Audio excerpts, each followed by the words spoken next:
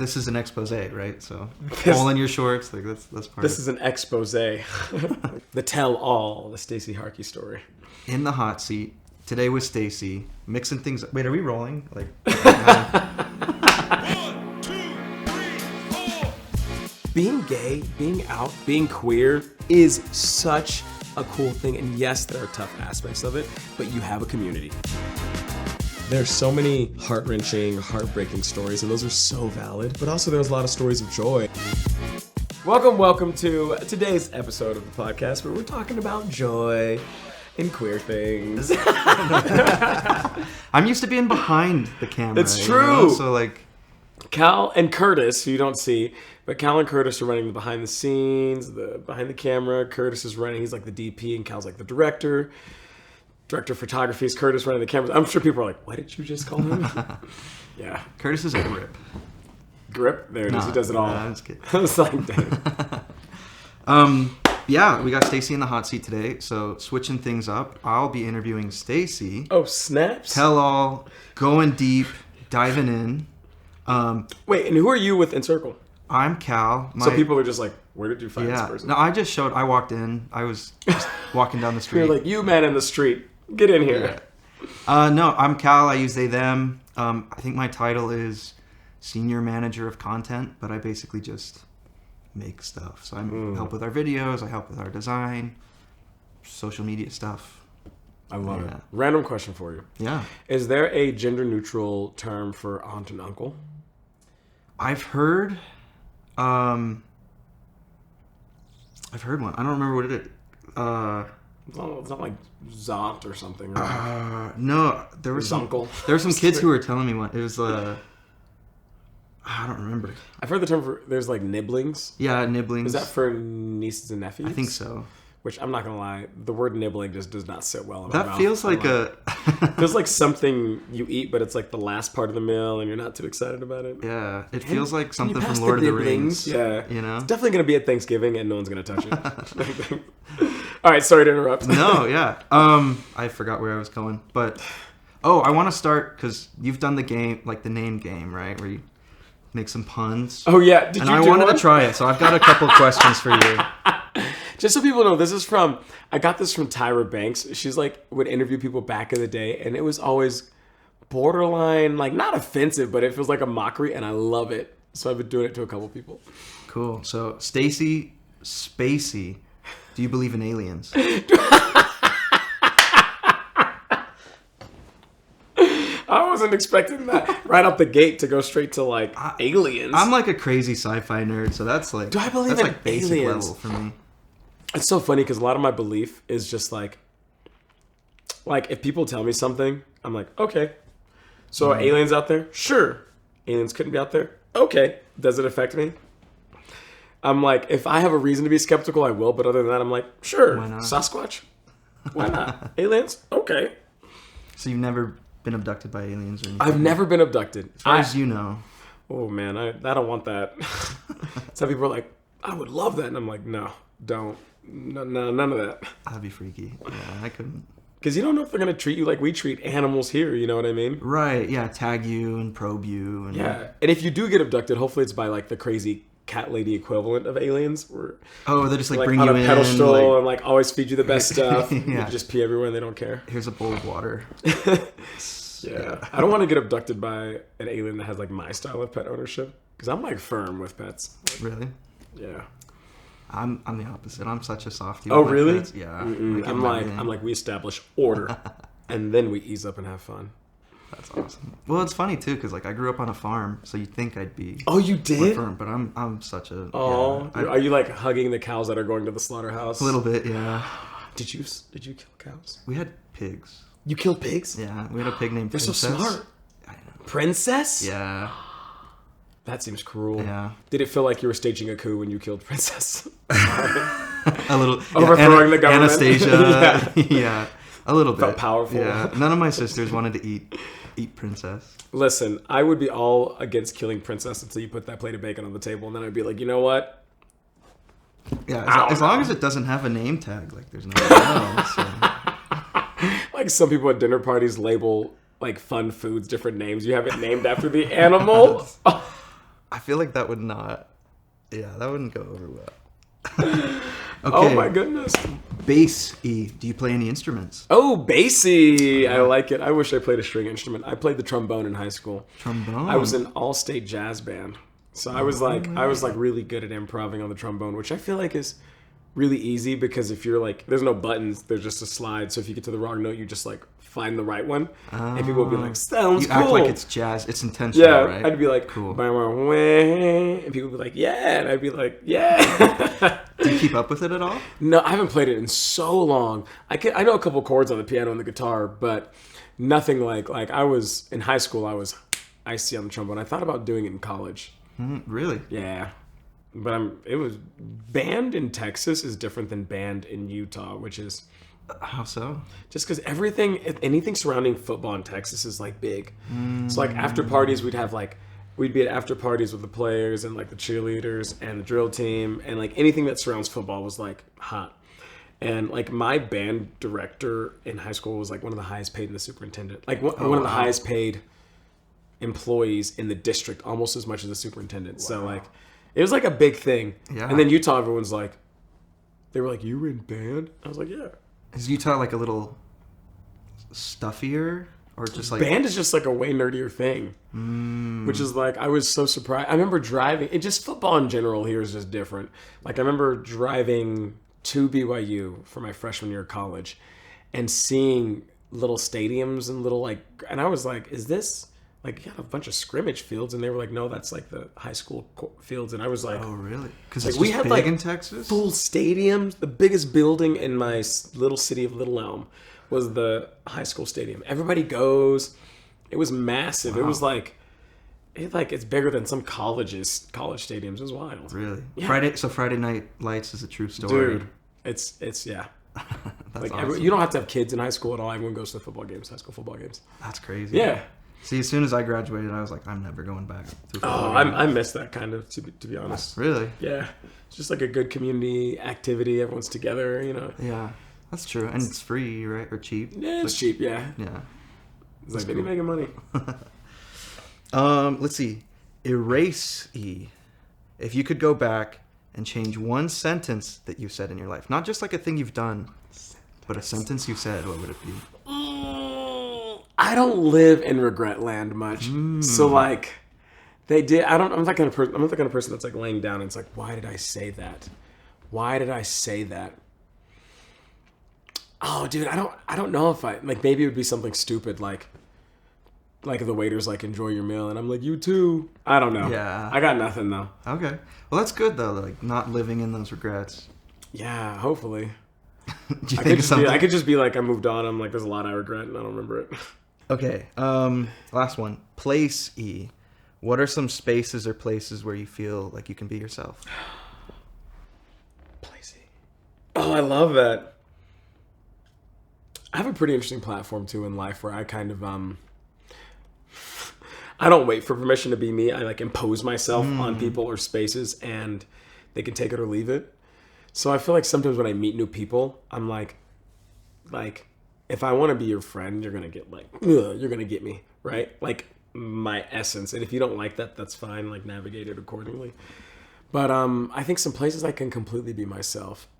My own home, first off, with my roommates, very supportive, great guys. Let's see where else. I honestly teaching so I teach fitness classes, and I don't know what it is, but I'm like in those classes, I just like love. I'm like in my flow, living life, just like having a good time. Yeah, That's awesome. yeah. I should think more about it. That's a good question. Yeah. Placey. I mean, like that's like in Circle's thing, right? Building spaces and places. Yeah. For queer people to be authentic. I should have said in circle, huh? Were too you trying to late. like set me up? For No. We're not shooting an ad here. And we put our thumbs up at the same time and In be circle. like, in circle, where you feel at home. Should we do one more? I do have Do one more. All right. Grace E. What's something you're proud of yourself for overcoming? I was gonna joke and say my sexuality, but this, I was like, this is the place. Gracie, what is something I'm proud of myself for overcoming? Is this like grace? Yeah, like giving yourself grace. Yeah. Oh, that's cool. I was like, that might be a stretch, but Let's see. I think one thing that I'm proud of myself for overcoming. I like to think I can be pretty hard on myself, but I can be pretty good to myself too. I'll be like, Stacey, way to kill it. But I think of like little day-to-day things, but something bigger that I'm proud of myself for overcoming. You know what? To be honest, and I don't know if this is going to flow right in theme, but like the way I came out to my family and the way I brought them with me on my journey, I was like really, like I put a lot of thought into it and I was like kind of strategic about it. And I'm really happy with how I did it. And like, I don't know, just give you some context because you're like, how? Yeah, no, I'm saying let's go there. Tell So- the whole story. I started coming out to people, smattering of people in like early 2018. And once I was ready, because it was a very internal process, right? Once I was ready, I was just like, bam, like we're doing it. Started coming out in flows. But what I didn't want, before I came out publicly, I came out to my family. And what I didn't want is I didn't want this to be like Uncle Stacey's secret. Like I hear people talk about where it's like, we don't talk about Nathaniel's secret. He's just Nathan, you know. Right. His friend. I knew I had to like work to normalize like my sexuality for my family, especially being something that was so unique and different for them. And they've never really seen me that way or never really seen me date, you know? Yeah. And so my goal was to, and it's going to sound really annoying, to bring it up as much as I could. And not to the purpose of being like, I'm going to annoy you. The purpose was just so the more we talk about it, the less like taboo it becomes, right? Yeah. The more Climatizing. I bring it up, yeah, it just becomes like, it starts to normalize it. And so it wasn't like I was like, you know, like every second, like, who's gay? But not too far off. Like my parents picked me up from the airport like December of 2018. And that's when I came out publicly. And I hop in the car with them and I'm like, so I'm gay, right? Like that's wild. And isn't that crazy? Because I didn't want it. The first thing you told them? I wanted to be like, this is something we talk about and not to be like, when do we bring this up? Just like jump right in the pool. And then I had a moment like where I would talk about, man, I don't know, I'm excited about dating. I would just talk about stuff because I knew they were like, we don't know how to navigate this, so we don't know how to bring it up. So I was like, let me talk about it. And no one was ever like, that's too much. And I think sometimes there was a lot of discomfort, but I knew that we had to just push through that. And I know when my mom started asking me, she was like, have you been on any dates with nice boys lately? I was like, mission accomplished. And I was like, now I can ease up. But I was very intentional about that concept. I was like, I need this to feel like a normal part of my day-to-day, like it is for my siblings. And so I was like, I'm going to bring it up and hope like to create just a feeling of normalization. So is it something that like you knew how they were going to react, or had you like put some feelers out to start to gauge how they'd respond to you? I had theories, but I think too, I just expected the worst case scenario.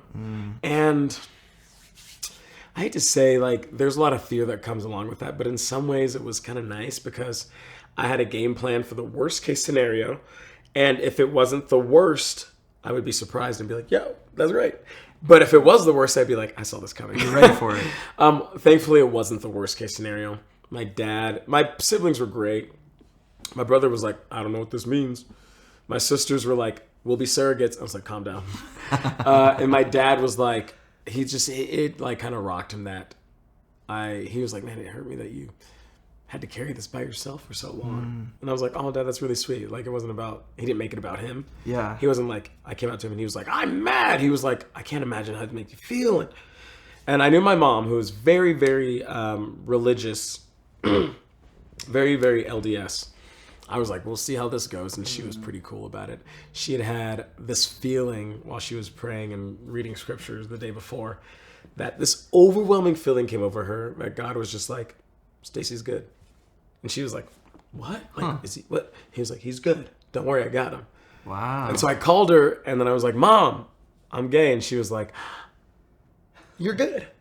And I was like, what? And she's like, yeah, like I had this incredible feeling the day before and I feel like this is what it was all about. So spiritual groundwork. Oh man, it gave her so much peace. Wow. She was just like, no matter what happens, like I know you're good. And that was really big for us. That's Isn't that amazing. wild? Yeah. Yeah, it's like it affected a lot of her philosophy on like her role in my life as my mother. And she's like, it's my responsibility to guide you and to help you along this route. And then after that experience, she was like, oh, if I believe in an all-powerful God, which I do, I can't think I'm the last link and that I know everything. So I'm just gonna trust him to do his thing, and he'll do his thing. Because she's like, I'm not all powerful. He is. Like, why am I trying to like control and force things? Which I thought was very astute and mature. Yeah. Yeah. That's interesting. It'd be tough for parents to do that. Yeah. Right. Well, and like, it's one, like, we've both been through navigating our own identities with religion. So it's interesting, a parent's perspective on that. And I'm sure a lot of our Encircle audience are parents or youth going through the same thing. Mm-hmm. I guess that brings up a big question. Like, obviously most people probably know you from Studio C at BYU TV and everything. And you exist kind of in a space between and overlapping religion and queerness. And I feel like Tarzan, it's like 2 worlds, 1 family. Like, I'm like in this... See, that might be a generational gap, because you went Tarzan, and I was thinking Hannah Montana. Hannah Montana? The best of both worlds. But if you don't mind me asking, like, what does that space look like for you? What does that feel like? Where are you at? And I guess it's helpful to know, because I went to BYU, served a 2-year mission, LDS mission. Where'd you go? Went to Brazil. Qual cidade? Rio de Janeiro. Oh, legal. Did you serve in Brazil? No, I served in Chile, but I studied some Portuguese. Okay, I was like, don't play with me, Cal. I love Portuguese.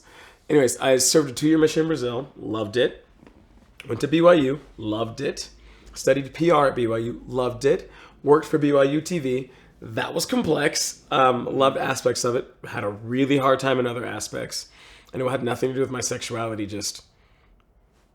A lot of things there. That's a whole other. That's another podcast. Anyways, like BYU, the church has been like a huge part of my life, and so we left Studio C in early 2018, and then I came out late 2018. Not because I was not at BYU TV anymore, just because I felt ready, it was an interesting place to be, and I had to re-navigate many times what the role religion played in my life. I was teaching like Stake Institute before I came out. I was in Elders Quorum presidency. The bishop I came out to, I was like the final bishop I came out to, because all my bishops knew, especially if we talked about it. But I was just like, heads up, I'm gay. I'm going to start dating. Just didn't want to catch you off guard or anything. And his jaw to the floor, and he's like, but you're so good. And I was like, not mutually exclusive. Yeah. But just like there was just a lot of navigating what religion, what spirituality meant to me.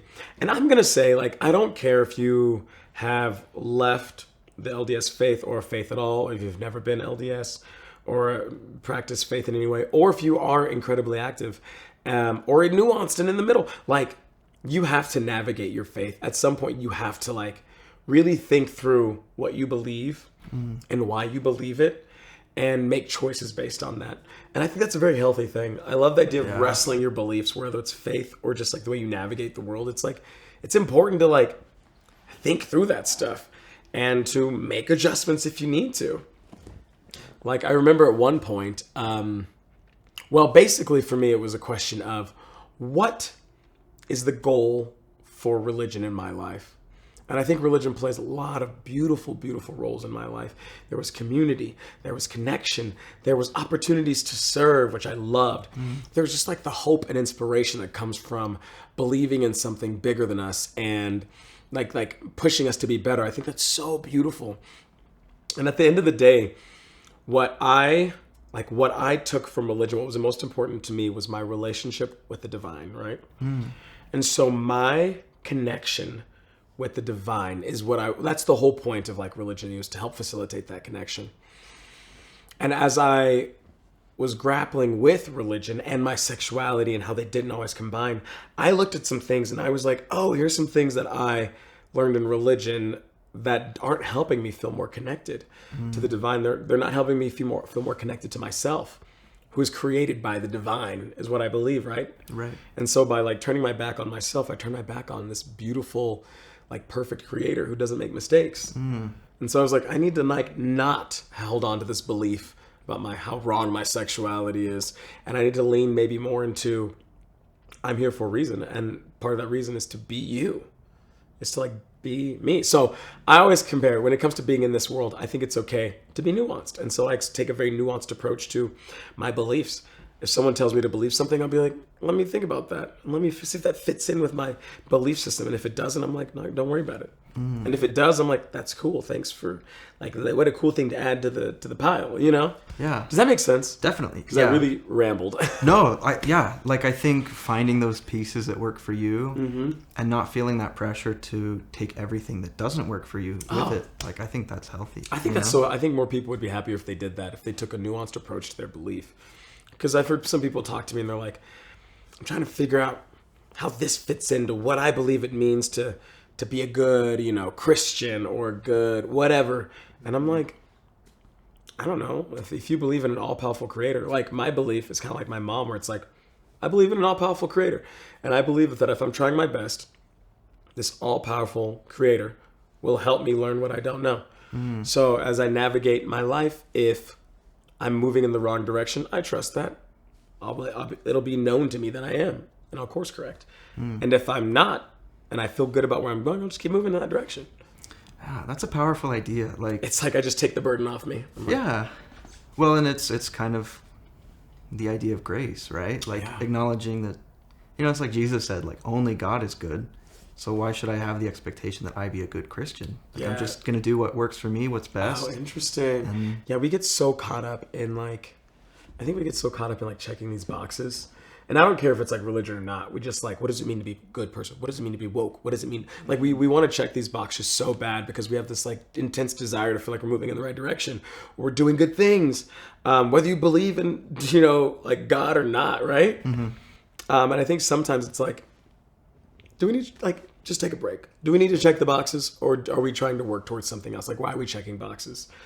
It's okay to be nuanced in your approach to life. It's okay to be different. Like that's the beauty of diversity. Like we love diversity. I don't know anyone who's like diversity is bad, right? But one of the beauties, one thing I really, really believe about diversity is not just looking around and seeing different people. It's also different beliefs. It's also different opinions. And one of the prices of diversity to me is of being offended. It's bumping up against people who are different than you. That's the price of celebrating difference. And like difference is not just you look different. It's like you believe different. And that can create tension. And what a beautiful, beautiful system like that we celebrate or claim to celebrate, that like we hold space for everyone to be their unique selves. And that means we're gonna bump up against each other. Yeah. I that's a term coined by Irshad Manji. It's called honest diversity. Honest diversity. Is her term for it. Cool. In her book, Don't Label Me, she goes into all this stuff. And I'm like, I love the concept. Love what she's doing. That's cool. I'm gonna have to send me info. Oh, it's that's good. Interesting. It'll challenge you though. Yeah. No matter how you feel or believe, it'll challenge you, which I love. See, I think that's an interesting like bouncing off point to another question I had. It's kind of that idea of like, these things come in conflict, and we got to do what works best for us, right? Yeah, what keeps us sane and safe and healthy and happy. I don't know. Have you ever had conflict of like within your identity of feeling like queerness is wrong, or being told that it was wrong, and how'd you navigate that? And for sure, when I came out, it was like, I felt like someone had like built, because I love the structure of like religion. I love that structure of like, I know I got to do A plus B equals C. I know what I have to do. It gives me a lot of peace to like have that kind of system and that structure. So I knew that like I would go on a mission. Check that box. I would come home, go to college. Check that box. I would get married. And that's when I was having a hard time. I was like, I don't know how to check the box. I was like, marry a woman and multiply and replenish, like make babies. And I was like, all of a sudden I was like getting thrown out of whack with this system. But like what I realized was that these guidelines, the structure was something that was kind of given to me. It wasn't something that I set and I was like, I am like on board with all of this stuff. And a huge portion of my life, I'm like, you have a responsibility to like take your beliefs and to question them and to like strengthen them and validate them or change them. You know what I mean? If you find that like something's not right. And so I was like, I'll do that with some of these structures that have been set up. And so I took time to like to like explore what that looked like for me. And I took my time. I was very slow about it. I was very deliberate. And that helped me gain confidence in being like, I would try something and be like, oh my gosh. Like I remember the first time I held a boy's hand, I remember being told like, that is so wrong. It's bad.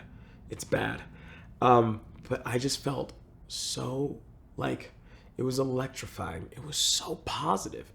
I'd experienced that before in other venues, like peaceful moments at church, not like feeling that peace. And I was like, I'm experiencing it now. And so for me, that was a moment where I was like, all right, let me take this belief I had and rewrite it, because right now, this thing that I was told is wrong, I'm experiencing it and it's good. And I feel like that was my experience with a lot of things, was like, try them out. And if it's wrong, you'll feel it, you'll know. And if it's good, like what a beautiful thing you've discovered, you know? Yeah. Wow, that's powerful. So would you say then that like guilt wasn't necessarily an aspect of your coming out process?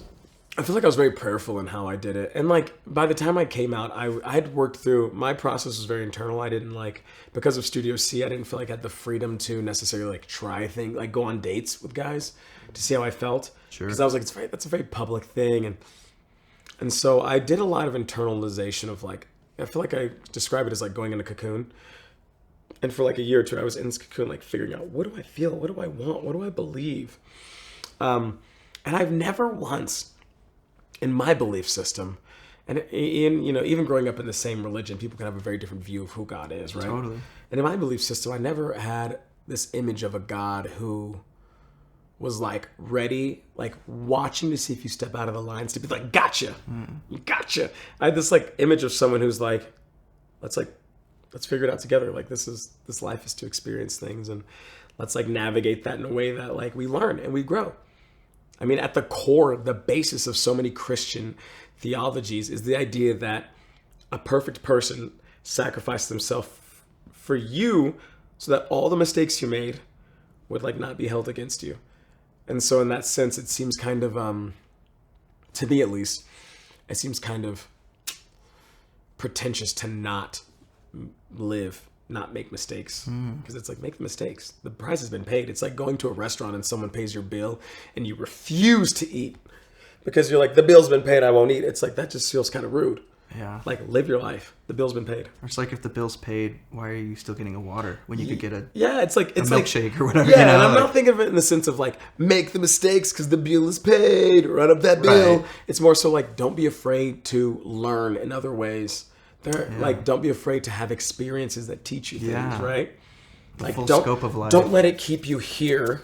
Like, live your life, learn and grow. You know what I mean? If you make a mistake, that's a learning experience, and you're like, oh, let me not make that again, or let me try something different. And you'll make another mistake, and you'll be like, oh, let me try something different, and then you'll make the right. And you, like, just like learn. It's meant to be like, life is this big like science experiment, and so like try things out. Yeah. You know. Are there any of those like learning experiences that, I don't know, you think the youth or young adults listening to this could like learn any from? moment that I like tried something out and I was like, oh, Yeah. or something where I like made a mistake? Both. Ooh. Either, yeah. Learning experience from my life. Let's see. This is advice. Listen up. Oh, watch it be really bad advice though. I think that is actually is one is like I think of the concept. I'll yell this a lot in Psycho where I'm like, what are you waiting for? And sometimes people are like, what are you talking about? Like, we're all here. But my concept is like, don't wait for tomorrow. Don't wait till you're ready. Don't wait till you're perfect. Don't wait till you're like, whatever, to do the thing that's been weighing on you, right? Like, try it out. Try it out. Like the project, stop putting it off. Try it out. Because for me, growth is not in the destination. It's not like, and when I get the goal, I will grow. It's in the journey to get there. It's like the struggle is kind of important. But let me see. For the youths, I think one of the biggest things for me is to like, take your time. There's no rush. There is no rush. I have friends that come out and they like feel like they're like have missed decades worth of experiences and they just like dive in. And honestly, it seems like a lot of them are like overwhelmed. A lot of people like works for it, but some people are just like, whoa. And I'm like, it's okay. It's okay. It's like your first time at the pool. Like, it's okay to feel the water first. It's okay to ease in. It's okay to not swim. You know what I mean? It's like you have options, and like navigate that with a sense of there's no rush. I came out when I was 30, and I feel like a lot of people were like, wow. I feel like I still have a lot of life to live. I feel like I still have a lot of time. And so there's experiences I haven't had yet, and I'm okay not rushing in. They'll come when they come, and if they don't, they don't. I don't know. If I really want to have the experience, I'll like get it. I'll like look for it. But I'm like, things have been coming, and I feel like it's been like a really gentle process and unfolding for me. It's been helpful for me to like take my time and like and be intentional about how I move forward. Yeah, I like that both of the two messages were, what are you waiting for? And take your time. Yeah. You know? Do it at your own pace. At your pace, yeah.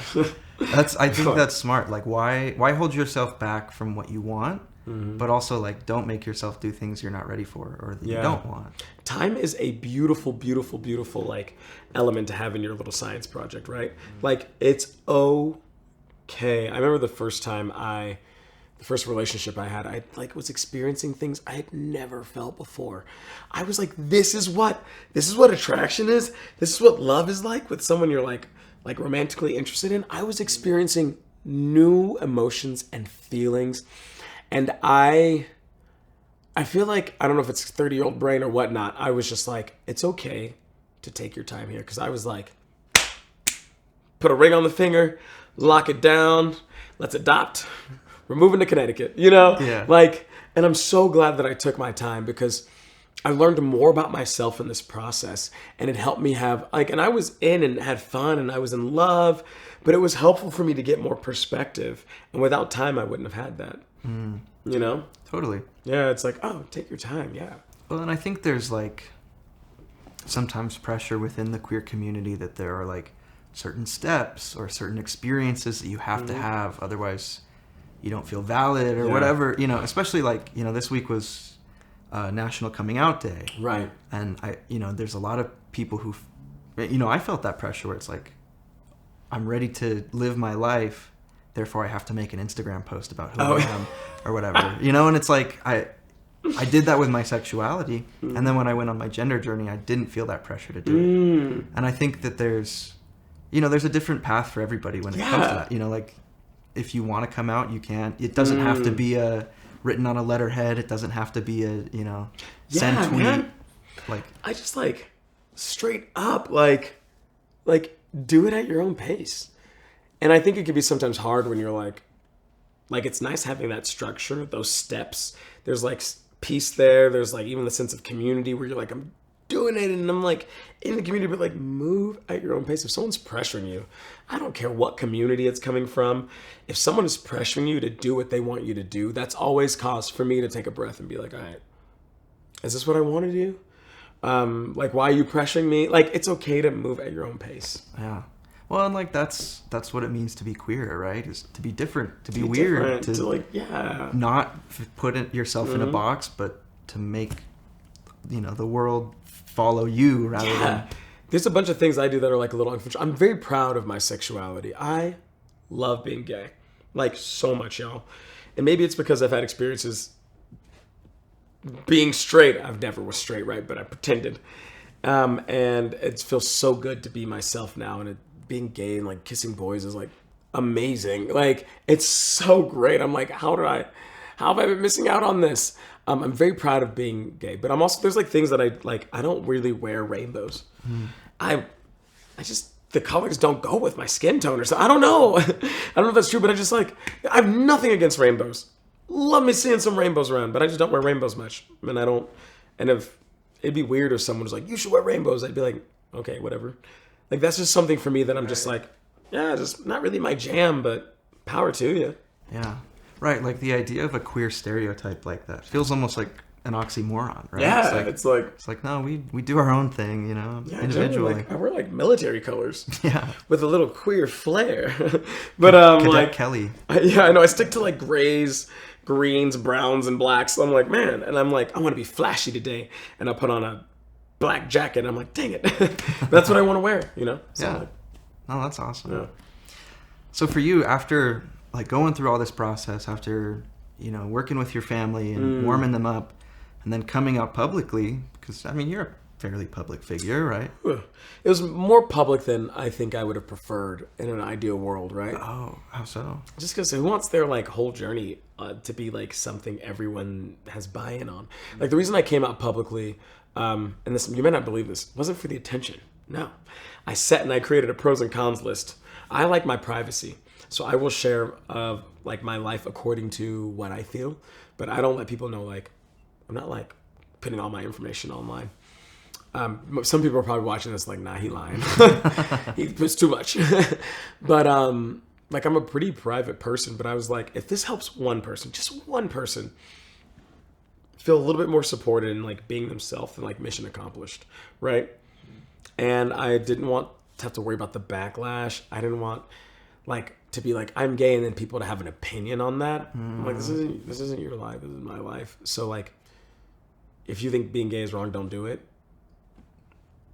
Don't be. I don't know. I was like, whatever. The idea of having that journey, these moments be like public sounds horrible. Yeah, and like be debated and Yeah, questioned man. and yeah. People sometimes I'll be like, I do a lot of like activism work. I work with a couple nonprofits like Encircle or Equality Utah. And sometimes people want to like engage me on some of these topics I feel strongly about. Like it's just like a fun debate, which is hard. And I have to remind people, I'm like, yeah, you talking about like racism in America might just be like an interesting debate to have, but that's like my life. And so as we talk about it, I want to make sure we create a space where we can chat, but also this has like real emotional stakes. You being like, are the police racist? Is like a debate for you. And for me, it has like real emotional and physical stakes. So Right. just like reminding people that like this debate we're having, this conversation is about like something very, very real that affects me every day. Yeah, right. It's not the same as Coke versus Pepsi, Right, or exactly. Cougars versus Utes. Yeah, like, it's not it's like not. that. Or It's- even for me to debate, like to me to discuss with someone like, yeah, like women's issues and like abortion and stuff is like yes, like I feel like everyone. It's okay to have an opinion on stuff, but I don't have skin in that game. I date men for heaven's sake. Like we're not gonna accidentally have a baby. You know what I mean? Like yeah. it's just like don't have skin in that game in the same sense. And so maybe the way I go about it, it's just good to remember that some people have like real stakes in it or have experienced things that I've never have. Totally. Well, and I think that's the importance of empathy, right? Like Exactly. same thing. Like I don't have to go through women's issues, but I care about women. I want to Why'd you laugh? be there for them. I'm just kidding. Well, Just kidding. friends and family, and Yeah. like it should be obvious that there are important people of all variety in your life, and so Yeah. like having empathy for their experience and not trying to debate it, not trying to question it, not trying to make it conform to a ballot box or anything. Even talking to police, I remember I was talking to a policeman and I was like, man, like, why are people always getting hurt? And the policeman was like, well, every day I leave the house, I don't know if I'm gonna make it home. And I was like, oh snaps, yes, I'm not a policeman and I don't know what you're experiencing or going through. So for me, it was like, oh, you have a different type of skin in this game than I do, that I would never experience. Like, it was just like just things like that where it's like, oh, it's good to just know that like my experiences aren't everyone's experience and vice versa. Yeah, that nuance again. The right? nuance, Yeah. yes. Interesting. So again, coming out, the whole process. I'm like going on so many tangents. No, it's like, I'm glad we are. Why are but- we talking about police right now? This is in circle. Yeah, after all that, is it better? Like, pros and cons. Like, have there been hardships after coming out that you didn't expect? Is my life better? Yeah, it is. It really it very much is. Yeah, I do Scared wish. me for a second. I do wish Yeah. someone was like, "No, man, I should have stayed in the closet." And then it'd be like, "Let's discuss this. Tell me more." I feel like for me, one thing I think was really helpful about my experience is that internal process I went through. I worked through a lot of like internalized homophobia, fear of this. Like I worked through a lot of internal stuff that I think people sometimes work through as they're going through their journey. So I feel like by the time I officially came out and was like, not even officially, just came out and started like moving around, I'd already resolved a lot of conflict internally. And so I wasn't constantly like, oh no, like the guilt. I was like, no, I feel bad. Or like or, shame, like people are watching me. I was like ready to dive in. But hands down, so much. It's just so good. And like, I do need to clarify that like my life, I wasn't like a miserable mess. I don't know, this is also something I just feel really like blessed and highly favored. I'm just like, I've always been a happy person. Like I love the challenges that arise, and I've been surrounded by good people, and I had good experiences at BYU and like on my LDS mission. Like I feel very fortunate for these experiences that not everyone has. But something that I noticed is when I came out, what's most important about this is just authenticity, like being myself. It's less about like, at least for me, the difference of like gay and not, or dating boys and not, and more so like being authentic to me in like so many fronts. I feel like, this is so dramatic, but I feel like my life just became like in color. Like I was living in black and white, and now it was color. Like I grew closer to my friends because I could like be more authentic and real with them. My family relationships grew stronger. Like we talk way more vulnerable in my family now. And I directly can tie that to me coming out. I feel like the heartache I've experienced has been like deeper. I'm feeling things stronger, but the joys I experience have been higher. I feel like I'm just like living in like color. Things are richer. Food tastes better. That's interesting. Yeah, it's like... It like opened me up. I was numbed. I was numbing myself so much to like, as I was like hiding as part of myself, I was like numbing so much of who I was. Like I watch rom-coms and I tear up now. Back then, I don't know. Like now I can relate. It's like stuff that I'm like, I just feel more. And I love that. So that was like, it was like a Wizard of Oz moment. Yeah, it was like The Giver, Wizard of Oz. Yeah. I'm like, the first time I kissed a boy, I was like, you're telling me this apple's red? And I've just been eating this gray, black, and white apple. I'm like, this is amazing. Or like, remember having a conversation with a friend and like talking deep, and I was like, I don't have to like hide. I don't have to like, I can be vulnerable with people and get like that satisfying connection. Like, it's just like nothing to do with sexuality at all, Right. I know. Well, yeah, it's like you open yourself up to vulnerability or to more possibilities. So, there might be some bad, but there's going to be a lot of good because you're experiencing life as you and not as someone else. It's just so much richer. Yeah, and some things got hard. I remember like experiencing rejection in a way that I'd never experienced. Guy wasn't interested in me, or like, you know what I mean? Like things don't work out, dates fall apart. And I was like, this hurts. I was like, whoa, this is new. That was really cool because that was an area in which, to go into like areas of health, I was like emotionally stunted. I'd never experienced that like that. But it's just because I can open up. But like on the other end of that, the connection, like holding a hand for the first time, a kiss for the first time, dating someone, falling in love. You know what I mean? Yeah. I was on a date recently, and it's going kind of well, actually. Really exciting. But I remember just like looking in the person's eyes and being like, I've never felt this with a woman in my life. We're literally just looking in each other's eyes. And I was like, the richness of the feeling. Like, it's like, I just feel like I'm like able to be in touch with me and in touch with life in a way that didn't happen before. That's awesome. It's like wild. Yeah. Well, yeah, and I'm sure like the rejection when it's like a girl that it's like a feeling of relief maybe, and then it's... I remember being like, no one likes to be rejected. Like, sure. Like, girls would come up to me and sometimes and be like, you're really handsome. And I'm like, I love that still.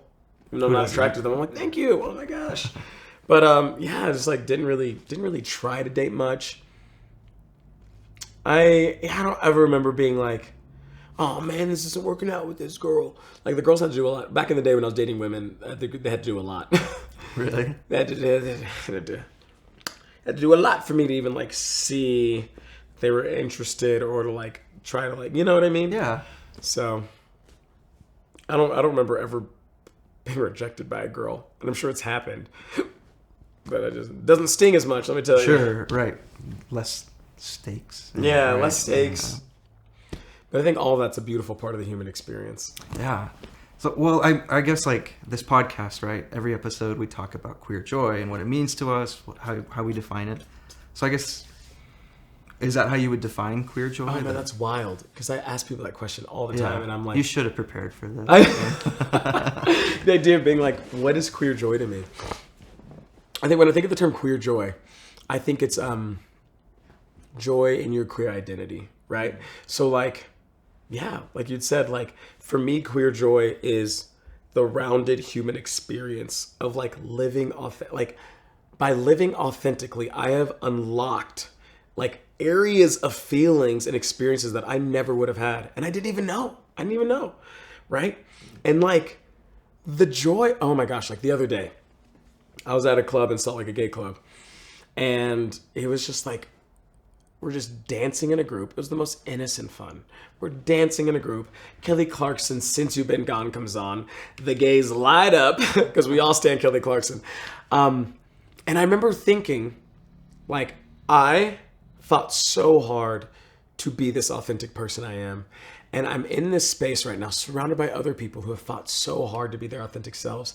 And we don't have to be afraid of that. We're singing at the top of our lungs, Kelly Clarkson, Since You've Been Gone, screaming along together, having a good time. And it felt for me, I was like, I experienced this like euphoria, this sense of like joy of like, this is what it means to be yourself. Like it was like one of the times where like growing up, I was constantly micromanaging my behavior. I would never have sung along to Kelly Clarkson, Since You've Been Gone, because that would have exposed me for being gay. And now I was doing it uninhibited, unhindered. And it just like this moment of euphoria of like, I am able to be myself hit me. And I was like, that is queer joy. That is queer joy. And I think queer joy, queer just puts that fun label on it. But I think that joy you get from being your authentic self is something that everyone can experience when you're like, you're not thinking about the time and you're not thinking about what you have to do. And you're just like in the moment, loving life. I hear my parents sometimes talk about that when they're with us as a family. And we're just like all having a good time, that joy they experience, that parental joy. Or I hear, my siblings talk about that when we're together sometimes and we're just like vibing in that like sibling joy. I think of that in the context of being queer, of like the authenticity, just that moment of euphoria of like, I am me. And I don't have to put on any pretenses for anyone. That's awesome. Yeah, it kind of goes back to what we were talking about. Like, you don't need the boxes. You don't need the labels. Like, joy is just not worrying about it, being yourself and doing whatever makes you happy. It really is. It really, really is. I was just thinking about this today. Slight tangent, but similar. Please. Because I'm like, oh man, I want to really tap into all the aspects of my queerness. I don't want to have any internalized homophobia or anything that's keeping me from being my authentic self because of like fears I might have or cultural pressures. And I am so okay exploring more feminine styles, like earrings, dresses, whatever. I was going to host this thing and I was like, maybe I'll wear a dress, but it was not built for my body and it showed. But like, I'm just like explore this venue. And one thing that I thought was really interesting that is like, I feel very masculine. That's not everyone, right? People's gender expression is different. Some people are more feminine in their gender expression and feel more feminine. Like, that's so cool. But I feel masculine, and no matter what I wear, it doesn't change it. I'll put on a dress, I still feel very masculine. Today in cycle class, because I always tell people to like get crazy with those ponytails, I bought a ponytail from Amazon, clipped that puppy in. I felt super masculine with a ponytail on. And for me, it was like an indicator that like my identity, like how I see myself, how I feel is mine. It is mine. And it doesn't change according to like what people think of me, or it doesn't have to change according to like what I'm wearing or who I'm talking to. Like that is something that belongs to me. And I have a responsibility to enjoy that, to be that. Like, I just thought that was so cool. And I was like, I could see people who identify as trans wearing like clothes that doesn't feel like that expresses them. And they're like, whatever this means, I'm still me on the I'm still me on the inside. I'm still the person I know I am. And I was like, I don't know. I got really excited about that. I was like, yes, like do your thing, be you. Like wear what you want to wear and do what you want to do. And like, I don't know, just don't hurt people. Yeah. Yeah, that's a good caveat at the end, right? That's my thing is like, do your thing. Just don't hurt people. Just don't hurt people. I'm like, people get so bent up sometimes about what other people are doing. And I'm like, Are they hurting you? Yeah. Are they hurting them? Let them do their thing. And that's such a good point. Like, whenever people are, maybe more antagonistic to the queer community, it's like, they're not hurting you. Like, how does it even affect you at all? And I really feel like that goes many ways, honestly. I feel like for the queer community, people would get so mad about what someone's wearing or like how they want to dress. And I'm like, why? Like, why is it affect you so much? But on the other end, I see like for example, my mom is like very practicing LDS, and it has made her a better person, hands down. When she comes to service, I remember one time coming home and our living room was gone. There's like no couches or anything. And we grew up poor, right? Or I grew up poor. My siblings, so we. And I remember being like, Mom, where's our couches? And she was like, someone needed them. So she just like gave our couches away. Wow. And I remember being like that's something my mom learned through like religion, like service, on giving freely. And that makes her a better person. And if sometimes people are like, but are you mad at your mom? I'm like, she's not hurting me. She's not hurting herself. The way she is living her religion is a way that is giving and like lifting others up. I'm like, she's not hurting anyone. Let her do her thing. Yeah. Yeah. Oh, yeah. And I guess, like, that's your view. Like, with her is that, it's not hurting you. Why should it hurt me? Why should I let it? And it's different for everyone. Versa. Like, you know what I mean? Yeah. It's like different people are different. And like, I don't know. Everyone has different vibes. And no one's my mom. That's just her. Right. So I might feel different in a different context. Yeah, totally. Well, I just think that's a great example of, in circles, no sides, only love. Yeah. Right? It's religion, queerness, they don't have to be enemies. We don't have to butt heads all the time. We don't have to hate each other. Yeah, I'm truly so thankful for like hands down, like I am not saying this. I know sometimes people are like, are you really happy? And I'm not like lying to you right now. I am truly so grateful for my queerness. I love how my life is. I love where I like things fit, and it's probably going to change as I learn and grow. You know what I mean? Who knows? But when I think of my mom and like religion, for her and the role it's played in my life through her, like I'm legitimately so grateful. I am so grateful for what it means to her and how it enables her to like be happy and navigate this life. Just as I'm happy for my sexuality, how it's enabled me to like navigate my life and have these experiences. It's like, and I think that's really cool that they can exist together. Yeah, you know? Definitely. I mean, I think it's not going to get much better than that, but you're a lot better at hosting than I am. Like, no, you're doing great. Are there any other thoughts that you're like, I want to make sure I get this message? Oh, anything man. you want to say to young queer people, parents, whomever that might be listening? Yeah, I do think, because we talked a lot about today, I think it's like on one end, there's the like let people do their thing, right? And if someone is pressuring you, someone's forcing you to accept something that you're like, I don't know how I feel about that. Like, let people be them. Like, we're all at the end of the day just trying our best, right? And sometimes that's messy, and sometimes we make mistakes. And thank goodness that's kind of the purpose of life, right? Like, give yourself grace. You'll make mistakes. Give others grace for mistakes they'll make. But that doesn't mean you have to be in dangerous places.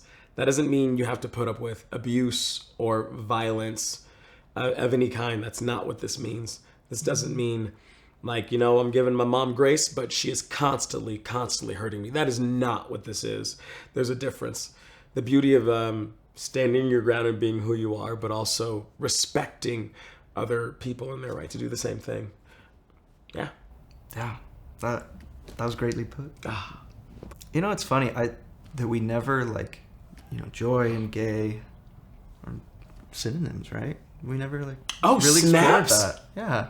You've been sitting on this for a while, haven't you? No, I just thought about that. Get out! Yeah. Oh yeah, to be gay is to be happy.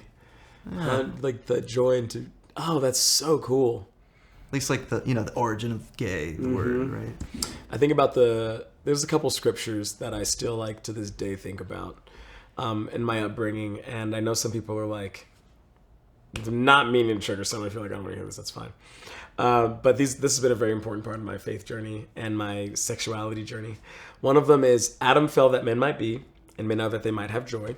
And I stewed on that a lot because before I came out, I was so like I've always been like a pretty happy person, but at one point I decided like, okay, I can't marry a woman. I'm not going to do it. I can't marry a man. That's wrong. So I think I'm just supposed to be single. And those were probably like the saddest years of my life. Just like a couple where I was just like, I'm going to be celibate monk, you know? And I was so freaking sad. And I was doing everything. I was doing all the structure, following everything by the book. And I was just getting sadder and sadder and more depressed and sadder. And I remember that scripture popping up, Adam filled that man might be a man, they might have joy. And I'm like, I am not experiencing joy. And I am here to have joy. And so it made me do some soul searching to be like, how can I be happy? And that a huge portion of that was embracing myself. And then the other one is, it's like God is not the spirit of fear, but of love, kindness, and a sound mind. I think I slaughtered it and someone can, but it's the concept of like fear versus love. And this, like, so much of my life at a certain point was navigated by, like, especially in this area when I was at my lowest, I was afraid of making the wrong choice. I was afraid of, like, what others might think. I was so, like, so many of my decisions were backed by fear. And that is not, like, the loving divine. That is not my image of God. And so I had to take a moment and be like, all right, I'm moving forward in fear. And so much of my life is dictated by fear. And that's not cool. So I had to be like, where's peace? Where's love? You know, and that's where my like philosophy of like, life is meant to be lived. We're not here to be afraid. We're not here to be like, oh no, I'm going to make the wrong choice. It's like, I used to view God as, I'm talking so much about religion. That's who I am. I'm not religion. I just believe it. But I used to think of God as someone who was like expecting me to stick to this paved trail. And like if I stepped off, he'd be like, let's get back on that trail. And I'd be like, oh, I made a mistake. Let me get on the trail. And now I view God as someone who's like standing alongside me in the unknown and is expecting me to pave my own trail.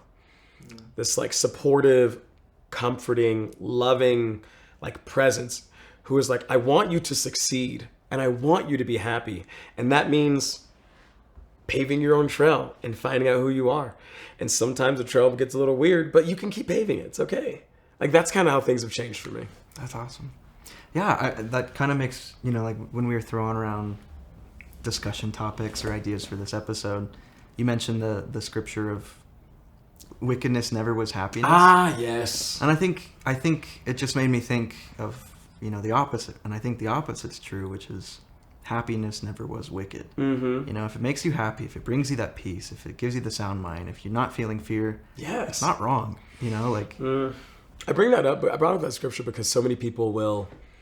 It's so interesting.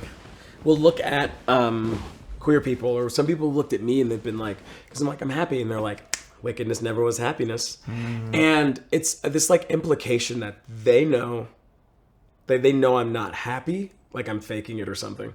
When I tell people, I'm like, oh my gosh, my life is so much better, they're like, it can't be better. And for them, it's not the question of like, oh, you're not happy, you know, it's like what you're doing, I know is wrong. So therefore, whatever you're experiencing is not real, right? Yeah. And it's such a weird concept. You can say that about anyone. Someone's like, oh, I love going to church. And I'm like, you're not really happy because that's not good. And you know what I mean? Totally. I don't feel that way. But it's such a weird, and I think on those grounds, it's like, that's part of the give people grace and space. Like, I wonder how they would feel if they could like feel what I experienced. If they would still think it was like not happiness, or I wonder what they would think it was. Yeah. Like a counterfeit. I don't know. Yeah. But I'm like, just give people space. If someone tells you they're happy, like, I know that might be hard for you. I guess. I don't know why that's hard. It's like, I refuse to believe you're happy. I get the concept, though, that it can challenge your very belief system. Right. And I think sometimes I think of people in my life who have been really adamant about my sexuality in ways that I found antagonistic. It's not often, I feel like it's not a personal thing. Like, they're not, like, trying to attack me. They're trying to, like, defend a paradigm. Yeah. And if they somehow believe that the way I'm living is beautiful and working for me, they have to like challenge their whole belief system, which is really unfortunate. And I'm like, that's so sad. So sometimes I'm like, when people like come at me hot, I'm like, I understand this is maybe not about me. And I'm like, sounds like something you need to think about. I don't know. But I get it. It's like, give people grace to be themselves. Yeah, like joy isn't a limited resource. Like you experiencing happiness isn't an attack on what makes someone else happy. Even if we're doing different things. Right. Even if those come in conflict or would, doesn't mean, it's not. Like some people like do you like oatmeal raisin cookies? I actually love I oatmeal do raisin too! cookies. They're good, yeah. People be hating on oatmeal raisin. It's like one of my favorite cookies. Oatmeal's But it's like looking at someone eating an oatmeal raisin and being like, I would never like that. You're faking it. Yeah. Which I do feel that way about people in pretzels. You don't like pretzels? No like one likes soft pretzels or like... Soft pretzels are different. Okay. Oh, you're saying like the crunchy, like hard... Little crunchy, little sandpaper things. I don't know. I kind of like... This is my theory on it. This isn't important. This isn't attention. When you go to parties, there are always some pretzels on the table. Because someone is like phoned it in and was like, we get pretzels. They're always the only food left or the most abundant food at the end of the day. So people don't like them. I see that. If you had a choice of pretzels and literally any other food, you would probably choose it. Yeah. Okay. But but if I was on a desert island and there's only a bowl of pretzels, you're not going to starve. I would die. Oh, you I'm just would? kidding. You would choose to starve. I would probably be like, I'd eat them. No, but I have strong feelings on pretzels. But at the end of the day, it's like, if you don't like oatmeal raisin, that's okay, but I can. Yeah. You know what I mean? And if this thing doesn't work for you, and you refuse to believe it works for other people, you might need to just eat an oatmeal raisin or something. Right. Or even like your distaste for pretzels doesn't attack. It's not an attack on my enjoyment of It pretzels. should be. I'm just kidding. You gotta dip it some hummus. That's the key. Like use it like a... You add anything else to pretzels and it like if you like people what about But chocolate plain covered pretzels? pretzels? And I'm like, oh, plain pretzels. I will eat them though if they're in front of me just because I eat everything. I'm a grazer. But yeah, it's like my displeasure in pretzels shouldn't have to like change your preference of how you feel about pretzels. And I don't have to, like I just did, sit here and be like, pretzels suck. You're wrong. And you probably suck because you like pretzels. Yeah, no. You're faking it. You don't You're actually... faking It's it. for attention. Man, pretzels is a bad example because I do feel like sometimes I'm like, you don't have to eat those. Yeah. When people eat them, I'm like, are you okay? Like, who's making you do this? Well, I think there's no better place to wrap than on pretzels. Well, thanks so much for joining us. This is the season finale for season 2 of Stories from Encircle with Stacey Harkey. So look out for us coming back soon. It's been a joy to host the podcast, and I'm so glad to be interviewed by Cal. Y'all have a good one.